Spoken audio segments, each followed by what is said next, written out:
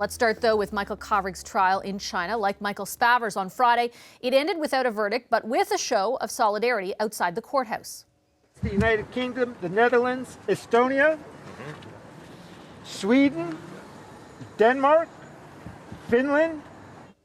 About 24 diplomats from countries, as you heard there, gathered, including Jim Nichol, the charge d'affaires for the Canadian mission to Beijing. All of them were denied access to today's trial. Kovrig is charged with spying, which could carry a life sentence. His verdict will be announced at a selected time, according to law. That's what the Chinese court says. The detentions of Michael Spavar and Michael Kovrig are largely seen as retribution for Canada's arrest of Meng Wanzhou back in December of 2018. Canada is taking action against China on a separate issue alongside the U.S., UK and European Union. Canada is imposing sanctions on Chinese officials over the treatment of minority Muslims. In a statement, Global Affairs Canada says mounting evidence points to systemic state-led human rights violations by Chinese authorities. Marc Garneau is the Minister of Foreign Affairs. He's with us from Montreal. Hi, Minister Garneau. Thanks for joining the program again. Good to have you back with us. My pleasure. Minister, what is the specific message you're sending to China with these sanctions? Well, I think that the message is that the world is watching you. We have been talking about violations of human rights for some time. We went to the Human Rights Council. We have spoken to the Chinese.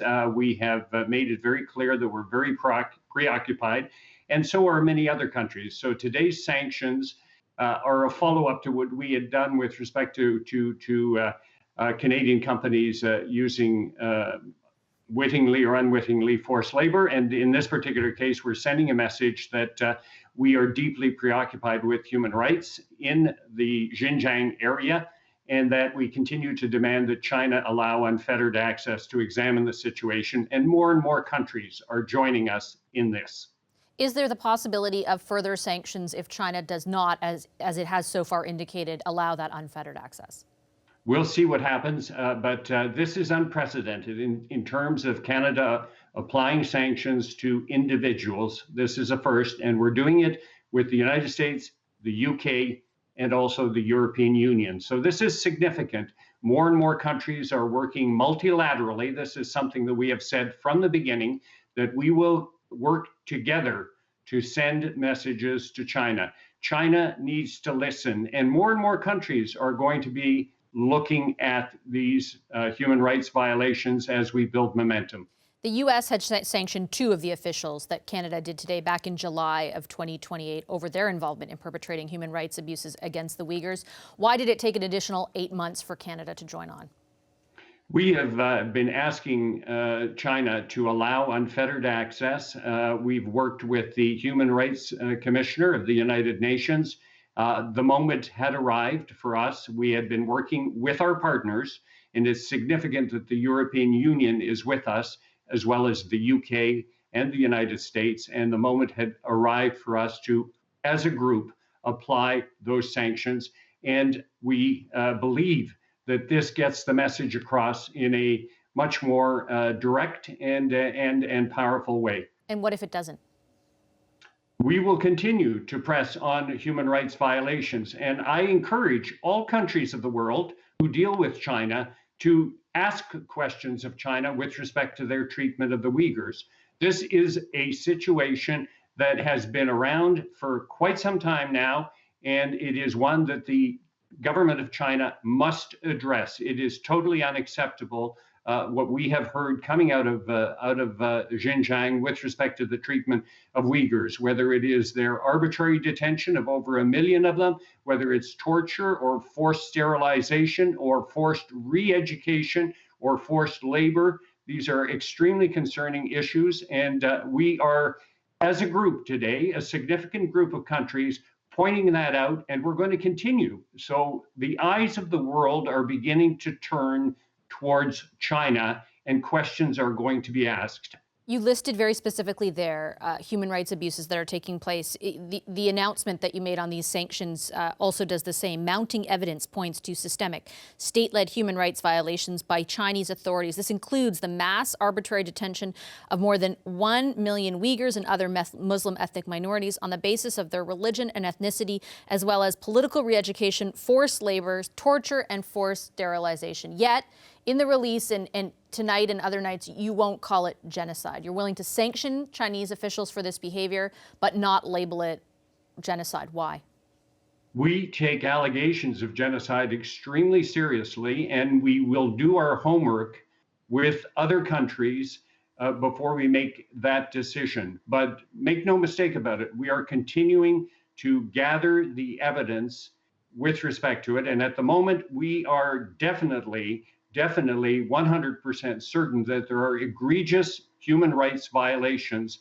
And that's why we came out with the sanctions today. And as more countries join us, China will have to realize that it can't sweep it under the carpet. Which countries are you speaking of? You've mentioned a few times now. Do you have indications that there are other countries preparing to level sanctions as well?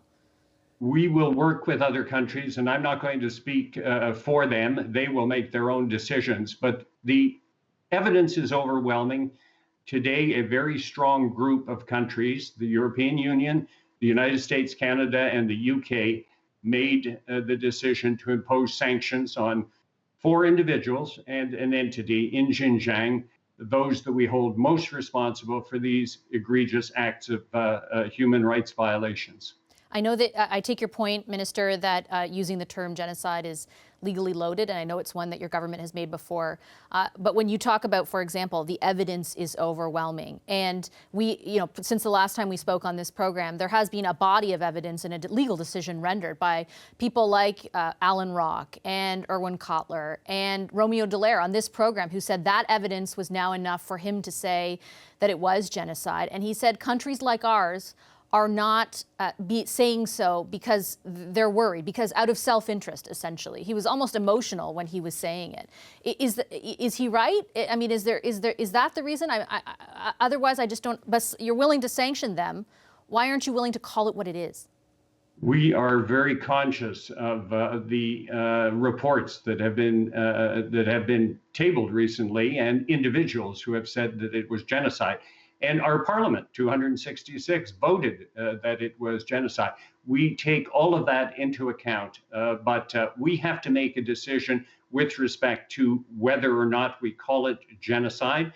And in order to do that, we have to, as the responsible government, do our homework before we make that kind of determination. But in the meantime, I think today's decision sends a very clear signal to China. The decision today to sanction the 4 individuals does not include sanctioning Chen Zhengguo, the highest-ranking official in the region. Why didn't Canada take that additional step? The U.S. sanctioned him last July. So and I've got the list here. There was a Chen that was in the group. Excuse me if I haven't got his name right off the tip of my tongue. But one of the 4 individuals that was named, I haven't got it in front of me, but there were 4 individuals. Yeah, it's a different one. It's not essentially the high. I think it's Chen Minggu, but Chen Zhengguo is the highest-ranking official in the region. And my question is, why not go after him? So we very carefully look at the people who have been mostly responsible for the decisions with respect to detention camps, forced labor, et cetera, and then we make that decision amongst within Canada, and we compare obviously with the evidence that our partners have as well. And so this is the list that we've come out with initially, and the 4 people that are named are definitely major players in what has happened to the Uyghurs. But it's not the end of the possible list of sanctions. Is that accurate? Let's just say that today we sent a very clear signal, and we will continue to monitor this situation. And it's not going to go away, and we're not going to go away because it is important for not just the countries that spoke today, but for other countries to also insist on China providing greater accountability for what is going on in Xinjiang, and we're going to keep that pressure on. Speaking of accountability, I do want to ask you, Minister, about the trials of Michael Kovrig and Michael Spavor. Has there been any indication to you of when a verdict in either case might arrive? No, the Chinese have specifically said that they will defer the decision on when they will render their verdict. The trials are over, but they have said that they will wait until they're ready to provide the verdicts. No Canadian diplomats, as we've been reporting, were given access to the trial. Have Chinese officials given you any assurances about consular access going forward? The indications that have been given to us was that they would provide consular access to both Michael Spavor and Michael Kovrig before the end of March. And we will be pushing for that because it's extremely important that we have access to our Canadian citizens. There are requirements under the Vienna Convention on Consular Affairs, and we will keep pushing for that. And we want to have an opportunity to speak to them after their trial. Our viewers will be familiar with the images of Canadian diplomats standing, and now diplomats from other countries as well, standing outside of the trial, waiting to get in. We noticed, though, that Dominic Barton, the ambassador, was not one of them. Our CBC's producer, Phil Ling, reached out to the government to find out why. He was told that Ambassador Barton is back in Canada to, quote, meet with cabinet to talk about a broader strategy policy on dealing with an increasingly more assertive China. Why did the ambassador have to be back in Canada for that? Because we want to talk to him, and he left several days ago because we want to have the opportunity to discuss strategy with him. This is important that we sometimes have face-to-face. But I want to take this opportunity to point out, as you say, that there were many diplomats today in front of the courthouse in Beijing, in fact, from 23 countries.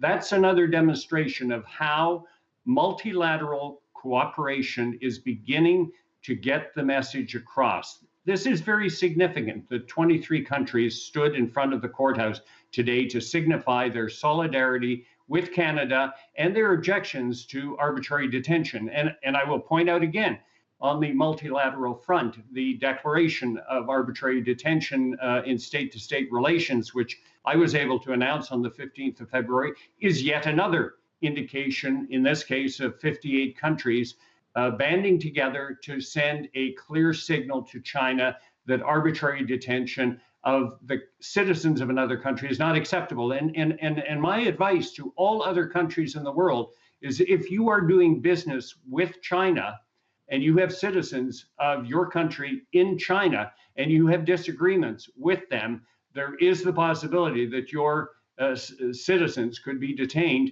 unless China decides that it is going to give up on arbitrary detention, which we hope is going to be the end result. Minister, when you first made that announcement, you were on the program, and you wouldn't even say the word China. You're speaking very so differently. Simply, Vashi, yeah, no, I'm just saying you're speaking it's so differently simple. tonight. What's the reason for that? It's very simple, Vashi, because when I made the announcement on behalf of 58 countries, you know as well as I do that there are many countries that operate by using arbitrary detention. So the purpose that day, speaking on behalf of 58 countries, was not to make it a Canadian event. It was an international event talking about countries that use arbitrary detention, and there are many of them.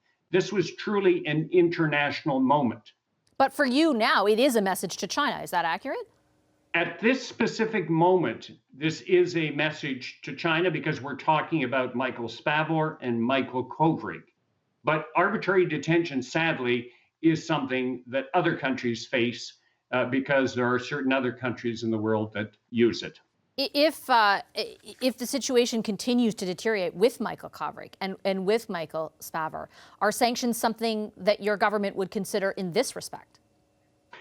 Look, at the moment, we're working very hard with the United States, and you've heard the United States, specifically President Biden and Secretary Blinken, say very strong things about the importance that they attach to helping with the release of the two Michaels. They have been seized with it. In fact, they have gone as far as saying they're acting on this and treating Michael Spavor and Michael Kovrig as though they were American citizens. They invited some of our people down to Washington before they went up to Anchorage, Alaska, because they wanted to talk about the two Michaels. So they are engaged on it, and that is what we are working on to try to achieve what is my number one priority, which is to try to secure the release of the two Michaels. And we will carry that message to China as many other countries are now joining us to carry that message. I take your point, and I'm certainly not trying to take away from how seized the U.S. is with it. But does that mean that you're not considering anything beyond engaging the U.S. and continuing the efforts you've already made? So we're very much engaged with the U.S. at the moment, and that's our focus. That's where we're keeping the eye on the ball at the moment. We've made our position very clear, crystal clear, to China, and the eyes of the world are watching China on arbitrary detention as well as on human rights violations. And we're going to continue to work on getting more and more countries to focus on these two very different areas. China is a major country and it wants to operate on the world stage. We don't have a problem with that, but it has to play by established rules, including the rule of law. That is the message that we're carrying to China, that you cannot use coercive diplomacy to achieve your ends. Okay, Minister, I'm out of time. I'll leave it there. Thank you very much for your time. You're most welcome. Canada is imposing sanctions against 4 Chinese officials over human rights violations against the Uyghur population in China's Xinjiang region. The European Union, the U.S., and the United Kingdom are doing the same. Melita Gabrich is the ambassador designate of the delegation of the European Union to Canada. This is her first Canadian television interview since she stepped into that role. Hi, Ambassador designate Gabrich. It's a pleasure to meet you. Thank you very much for making the time today. Thank you for inviting me. I have a number of questions on vaccines, as I'm sure you'll anticipate, but I just wanted to start off on the big news today where China is concerned and sanctions against 4 individuals leveled by the EU, the UK, the US, and Canada due to their treatment of the Uyghur population in that country. What message are you hoping those sanctions send? I think that it is a very important message that the EU is sending, and it is also very important that Canada, the UK, and the US are joining in this message, which is that flagrant breaches and violations of human rights are not acceptable. And I would say that it is also a very important message that should come across that not only when smaller countries are in question, also when the big ones are in question, the violation of human rights is not something that the EU will go along with. And China has is ready to take a decisive action. Understood. And China has already responded in kind, sanctioning 10 individuals and 4 entities in Europe that it argues, quote, severely harm China's sovereignty and interests and maliciously spread lies and disinformation. What is your response to the leveling of those sanctions? And what does it tell you about China in this instance? I would say that this reaction is regrettable. What we want to achieve is to have a human rights dialogue, and that China actually addresses the concerns that we have regarding human rights in Xinjiang. Do you think there is any route to that happening, to China recognizing the issue and changing its behavior that don't involve, I mean, is there anything beyond sanctions that can be done, I guess? Because I know that many countries are calling for an investigation, for example, to take place, but we know that Chinese officials have not let in investigators. They're not planning any time to do anything of that sort. I think this is very important that the Western democracies stick together and show strength of their resolve to take action in support of human rights, to promote human rights and to defend human rights, and to take active and decisive action when these human rights are breached.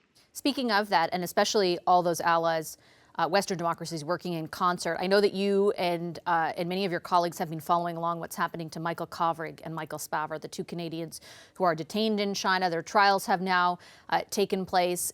Can you explain for our viewers what the EU is prepared to do to support Canada's efforts to get those 2 men freed? As our Canadian friends are aware of, the EU has been supporting Canada in its efforts to get the release of Michael Kovrig and Michael Spavor. We will continue to support Canada in its efforts. we continuously and consistently bring up the cases of Michael Kovrig and Michael Spavor in our conversations with the Chinese officials, and will continue to do so. I would also like to mention that the EU supported and endorsed the declaration against arbitrary detentions. We believe that this practice is absolutely unacceptable, no matter where in the world it occurs. A number of diplomats were outside the courthouse from European countries, from other countries, alongside the Canadian diplomats who were refused entry. I'm wondering if you think that visual show of support will actually make a difference to the Chinese regime. I think it is very important that we make visual, non-visual, verbal support for the principles of human rights and international law. And it is a symbolic act, but it is an important one, as is also, for example, the support to the declaration against arbitrary detentions. Okay, Ambassador Designate, I'd like to switch topics, if you don't mind, and ask you about vaccines now, because Canada is dependent on largely dependent on vaccines coming from Europe. From my reading, I understand that there's some conflict now, once again, between the UK, for example, and the EU, or some worry in the EU about their own deliveries not being met. What can you tell Canadians watching tonight? Are we in jeopardy of seeing supply from Europe suspended at any point in the future, or should that supply remain constant? I would like to say that Canadians are probably not so much aware of the fact that 90% of all vaccines distributed in Canada so far actually came from the EU, from EU-based manufacturers. So the EU actually is one of the biggest exporters of vaccines. I am pleased to say that we have exported 41 million doses, and Canada is actually second only to the UK in terms of export destinations. So when your audience hears that the Pfizer or Moderna vaccines are coming. So far, 4.2 million doses came, and we understand that 2.7 million are set to come over this week, actually. I think it is important to understand that all these vaccines are coming from the EU. And as to the future, the EU put in place this mechanism called export control mechanism that actually brings some transparency into exports and especially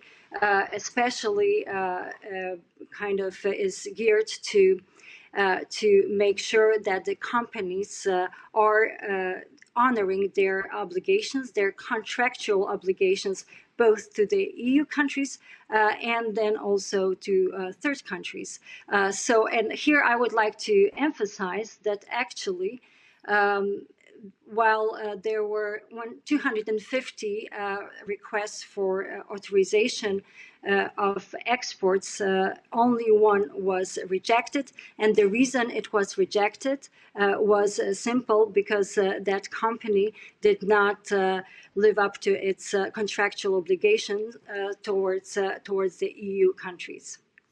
And so just if I could follow up on that, is your message tonight then that you don't anticipate any interruptions to the exports from the EU to Canada going forward? I think it is extremely important that we have had this very smooth flow of vaccines into Canada, and that also our Canadian friends understand that the EU has been producing and exporting vaccines, and that 90% of the vaccines that came to Canada so far came from the EU. And certainly, as I said, these. Yes. No, I'm sorry. Go ahead. My apologies. Yes, and as I said, we do have this authorization mechanism in place, but it is really targeting companies that would not be respecting or honoring their commitments, their contractual commitments.